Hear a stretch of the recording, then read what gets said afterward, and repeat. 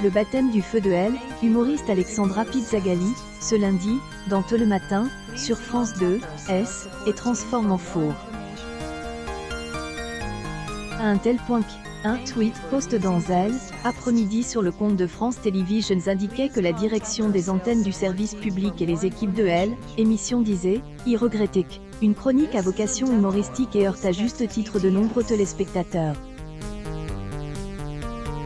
Y ajouté, nous présentons nos excuses et exprimons notre solidarité avec les victimes de Elle, attentats de Nice et leurs proches. La direction de @France Télé, les équipes de @Tôt le matin regrettent qu'une chronique à vocation humoristique et heurte à juste titre de nombreux téléspectateurs. Nous présentons nos excuses et exprimons notre solidarité avec les victimes de Elle, attentats de Nice et leurs proches. Elle marque accès à ce contenu à AdBlock afin de respecter votre choix de consentement en cliquant sur IJ, marque accepte, vous acceptez le dépôt de cookies par des services externes et aurez ainsi accès au contenu de nos partenaires et pour mieux rémunérer 20 minutes, n'hésitez pas à accepter tous les cookies, même pour un jour uniquement, via notre bouton J, marque accepte pour au jour, marque UI dans le bandeau. Plus des informations sur la page politique de gestion des cookies. Pour Alexandra Pizzagalli, cela avait mal commencé. Et ensuite, cas empire. Au début de sa chronique, elle semblait mal à elle, aise. Et pour cause, le prompteur sur lequel devait défiler son texte ne fonctionnait pas. Un moment de flottement, elle a expliqué le problème, animatrice et chroniqueur en ont ri et elle, atmosphère en plateau S, et de tendu. Quelques instants seulement. Que le pros de Elle, attentat de Nice, ouvrait ce matin, Elle, humoriste avait choisi d'évoquer Mohamed Laouayesh Boualal qui a tué 85 personnes sur la promenade des Anglais en 2016, en fonquant sur la foule au volant de son camion. Je ne fais aucun effort sur la prononciation de son nom, en même temps, en a-t-il fait pour respecter le code de la route? Je ne crois pas, a-t-elle plaisante. Poursuivi dans le second degré, tentant de défendre, celui qu'elle la surnomme, le connard de la semaine, amateur de salsa et de musculation, pardonnez-moi mais car ressemble beaucoup à mon homme idéal, est-elle risque à avancer. Les tendances zoophiles du terroriste lui ont inspiré cette vanne.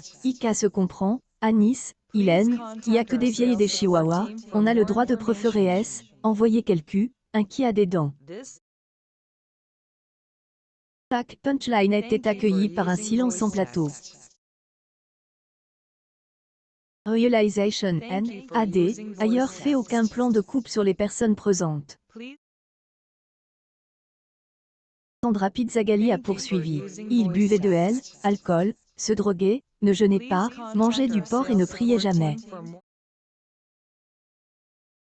Est-elle, extrême droite qui a dû être de cul, pour une fois qu'on avait un parfait modèle d'intégration, il a fallu qu'il déconne.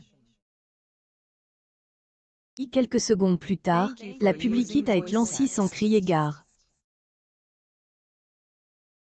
Selon elle, humoriste, il ne agissait pas une censure.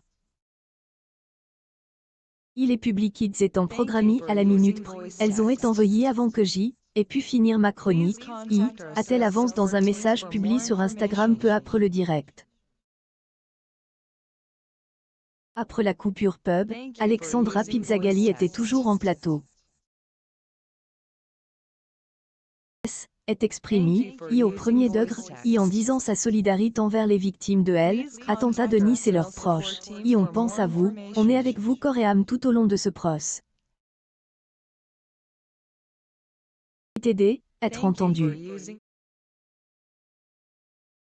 Pour information, puisque Malaise TV a fait un montage assez malhonnête de la séquence, Alexandra Pizzagalli a adressé son soutien aux victimes de l'attentat de Nice après la pub croisillon Tôt le matin pic.twitter.com/bhmjxlgpsy50, marque accès à ce contenu à AdBlock afin de respecter votre choix de consentement en cliquant S. Informations sur la page politique de gestion des cookies. Instagram, elle, artiste donne rendez-vous au public lundi prochain pour sa deuxième chronique dans Te le matin. I à moins que, un projet me tombe sur la gueule, a priori qu'à ne pourra qu'être mieux, a-t-elle plaisante. A pas évoque la manière dont ces blagues de la matinée ont être cues. Dernière fois que France Televisions a publiquement désavoué un humoriste lié à ses antennes, était en décembre 2017. Le service public avait vertement déploré que Tex, alors animateur des Z, Amour sur France 2, et plaisante, dans une émission de C8, sur les violences faites aux femmes. Avait licencié par la même occasion.